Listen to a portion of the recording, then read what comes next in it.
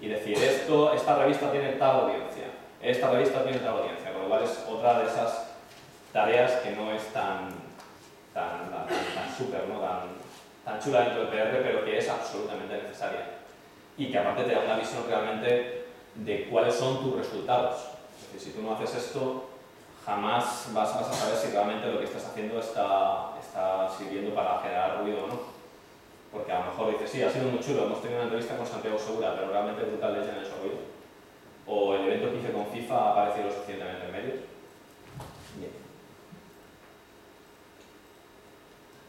Bien, y supongo que os plantearéis qué se necesita para ser un PR manager, para acabar con esta parte, ¿no? Entonces, hay algunos requisitos que se suelen considerar básicos. Lógicamente, ¿qué estudios necesito? Pues se puede aspirar a ser PR manager con diferentes estudios, ¿no? Desde relaciones públicas, periodismo, sociología, publicidad y o estar directamente relacionado con el sector concreto.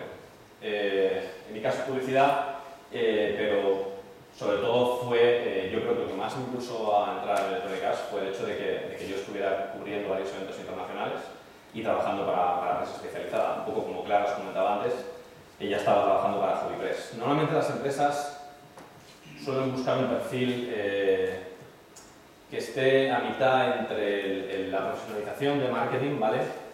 Y la persona que entienda de algo. En este caso en concreto os voy a poner un ejemplo. No puede ser PR de videojuegos, o en algunos casos lo es, alguien que realmente solo sabe de marketing. Es decir, porque si solo sabes de marketing, a veces no conoces el producto y tratas a los videojuegos como si fueran garbanzos o yogures.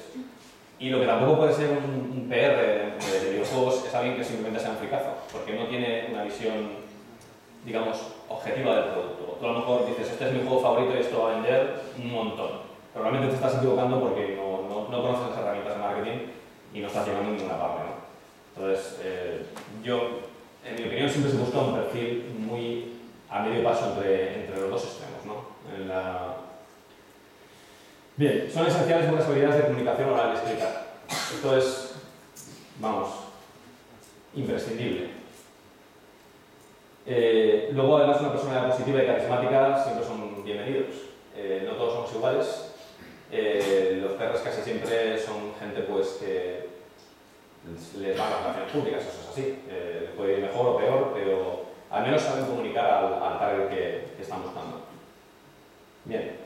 Ser alguien con habilidad en la toma de decisiones y resolver problemas. Como esto ya lo he comentado, esto es lo más importante.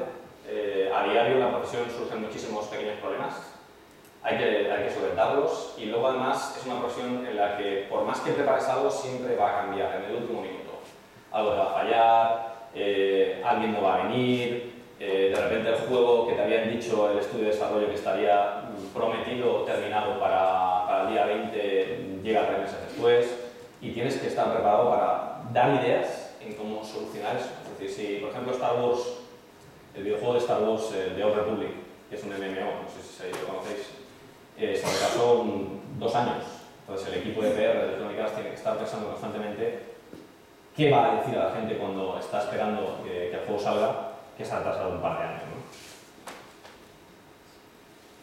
Luego, conocimientos de los actuales medios de comunicación y redes sociales, incluso de ocio audiovisual, son un plus. Esto, vamos, yo creo que es muy importante. Es decir, si tú no conoces cómo está funcionando la televisión, internet, la radio, el videojuego, y se te van a ocurrir menos ideas. Es decir, si los canales de comunicación más conocidos no estás empapado de ellos, yo creo que es bastante malo para ser un PR. Bien, y uno o varios idiomas adicionales es otro valor añadido, siempre. Especialmente, uno de los mayores hándicaps de la profesión es que a lo mejor pensáis, bueno, me encantaría ser PR manager en España y más adelante pasar a ser un PR manager en Inglaterra. Tú piensas que tu nivel es alto, tu nivel de inglés es alto, hablas perfectamente con todo el mundo, etc. No siempre, pero en la mayor parte de las ocasiones, para ser PR manager necesitas una gramática perfecta.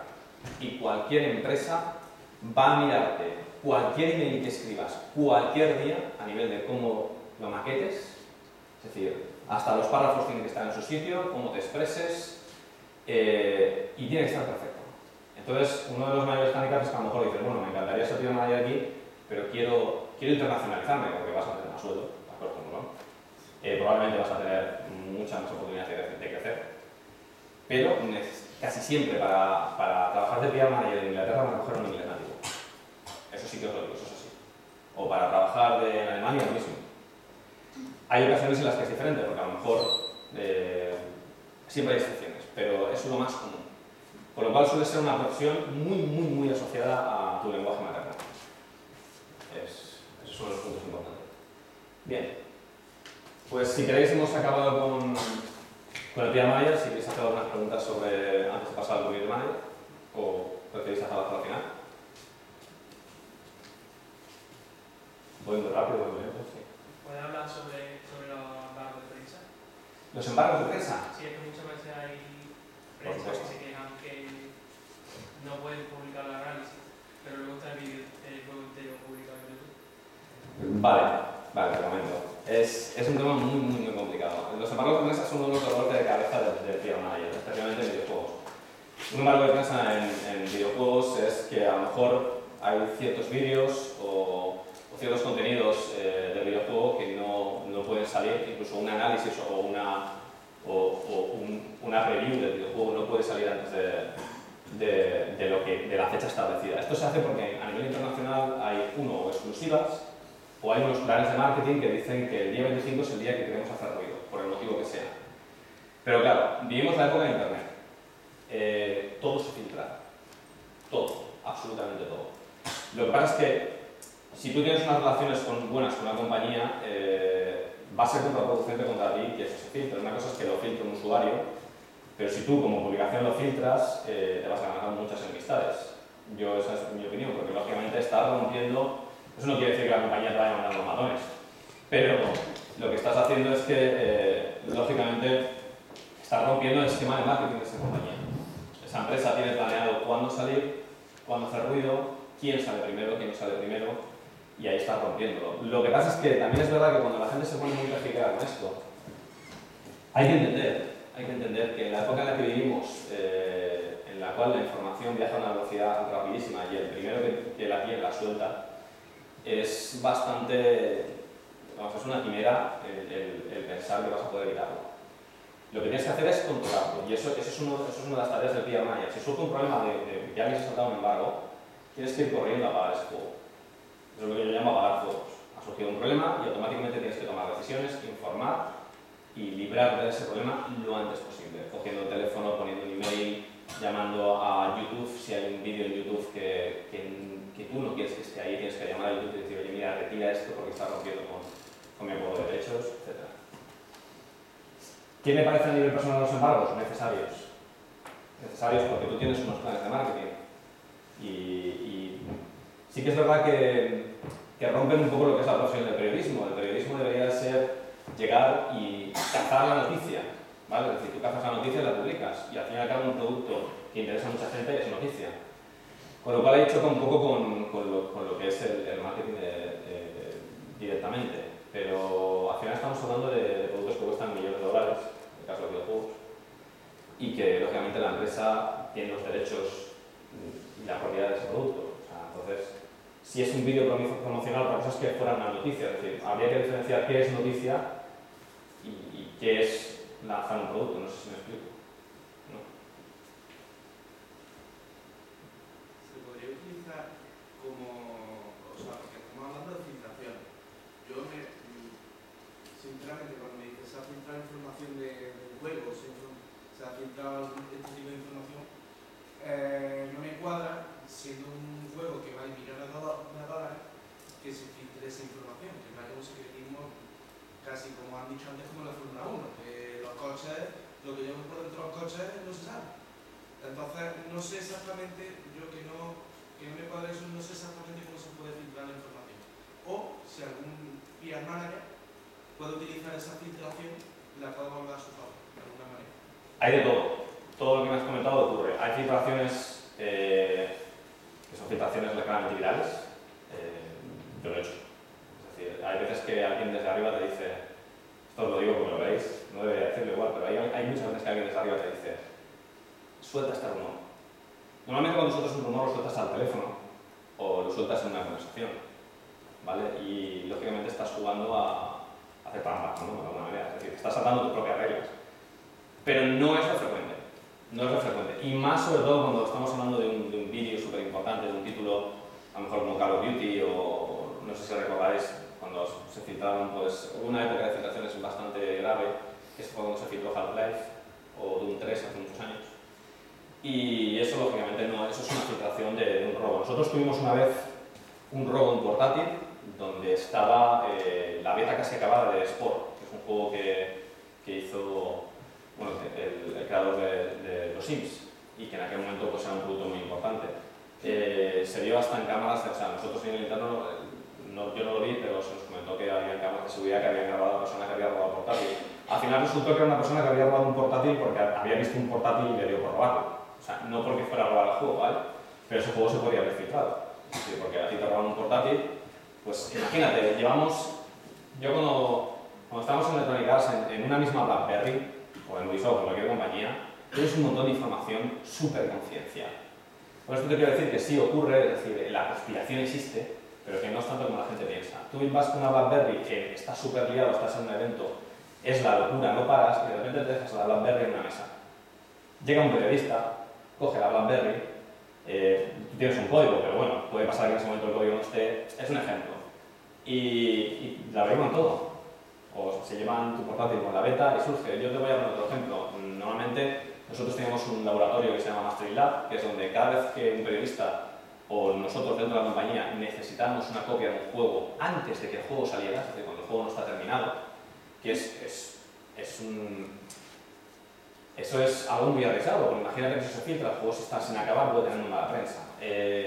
Había que pasar por un montón de procesos de seguridad. Era el área del edificio con más códigos y permisos de tarjeta que tenías que tener para entrar. Al final pasaban 3 meses y alguno de esos discos iba por alguna mesa perdida. ¿Me explico? O sea, es algo, alguien se despista, yo he visto broncas muy grandes por dejarse un disco con una línea, ¿no? Nosotros con una beta, después de a lo mejor irte a enseñar FIFA a un FNAC, ¿vale? Y de repente encontrarte que alguien, como hay tanto trabajo, se ha dejado una beta en una mesa y echarle una bronca de miedo. Pero puede pasar, puede pasar. O sea, que no es tanto conspiración como a veces sí, a veces no. Y sobre todo en filtraciones, normalmente a veces las filtraciones de noticias puede ser, pero cuando se filtra un juego o se filtran, puede ser cualquier cosa. ¿Sigo? Bueno, vamos a pasar al Community Manager, que es una profesión bastante más desenfadada que el PR Manager. El PR Manager es muy serio, o suele ser muy serio. Y bueno, yo he definido el Community Manager como es la cara, la voz y la mano amiga en el medio online, que trabajando por una compañía o organización interactúa de manera directa con sus audiencias online por varios medios, ya sea el email, los blogs, las redes sociales, foros e incluso eventos o juegos. El Community Manager es, de alguna manera, una posición mucho más moderna que el PR Manager. El PR Manager hasta ahora se está moviendo. De hecho, cada vez hay más Community Managers y hay menos PR Managers. Sí que es verdad que la responsabilidad del PR Manager es mayor, en algunos casos, en otros no.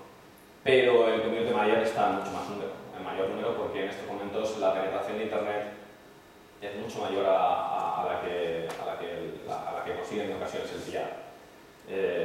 Hay campañas virales en Facebook o en Twitter que rompen esquemas. Lo único complicado es que hoy por hoy es bastante difícil medir, es muy fácil medir en medios generales o en medios clásicos cuál es el alcance que tu audiencia está teniendo, ¿vale? Pero se están creando nuevas herramientas, pero a nivel de Community Management es bastante difícil por ahora saber hasta qué punto realmente estás llegando a la gente. Porque